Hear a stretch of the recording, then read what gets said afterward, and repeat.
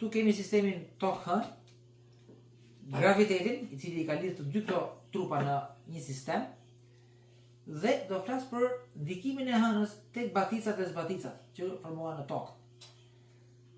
Ky sistem, të dy trupa domethënë, rrotullohen të dy rrotull qendrës së masës, e cila ndodhet 1600 km poshtë sipërfaqes tokës në drejtimin me hënën. Dhe te kjo pika e zezë këtu është qendra e masës. Të dy këto trupa, toka dhe hëna, rrotullohen rreth kësaj qendre mase. Nuk është se hëna rrotullohet rreth tokës apo toka.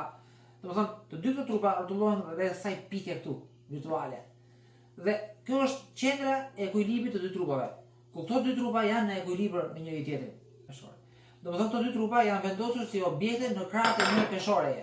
Dhe peshoreja është në ekuilibër. Meqense forca gravitacionale e hënës është shumë e vogël, ne kemi batica të rendit të metrit në tokë. Dhe kjo është një ngritje e ujit shumë e vogël, gati e pandjeshme në shkallë globale si toka. Nga tipi I rrotullimit të këtij sistemi, neve kemi rastin që tu është pika që nuk lëviz, dhe gjithë ky sistem rrotullohet rreth kësaj pike, dhe në një moment të caktuar, pingull me këtë pikë kemi hënën. Dhe këtu kemi sipërfaqen e tokës.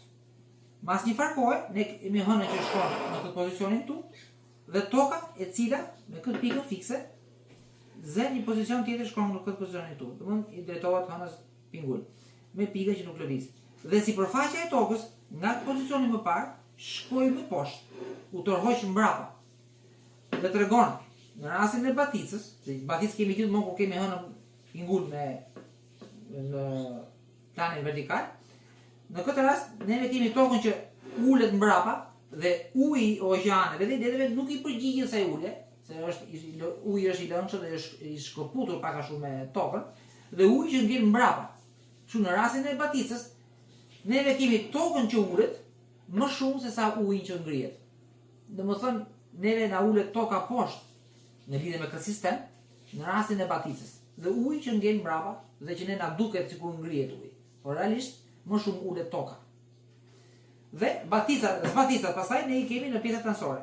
Kur uji vjen e ngrihet në këtë zonë këtu, neve kemi heqje, largim të ujit në zona transore të tokës. Dhe nga ana centrifugale, në anën tjetër këtu kemi pranë baticë, sepse gjithë kjo anë e madhe, gjithë krah I madh rrotullimi, bën që uji të depozitohet në këtë zonën tjetër, duke qenë gjithmonë qendra masës në këtë pikën këtu. Pra, baticat dhe zbaticat I formon ndryshimi I forcës gravitacionale të hënës. Jo forca gravitacionale e hënës. Forca është e dobët. Por ndryshimi I kësaj force në tokë, në një pjesë afërt dhe një pjesë të largët, ky ndryshim bën diferencat dhe bën baticat dhe zbaticat. Por ju të pasanuara që më dëgjuat deri tashti, vendosni në koment një hënë të vogël për të parë se sa është përqindja e njerëzve aktiv të atyre që shohin deri në fund video.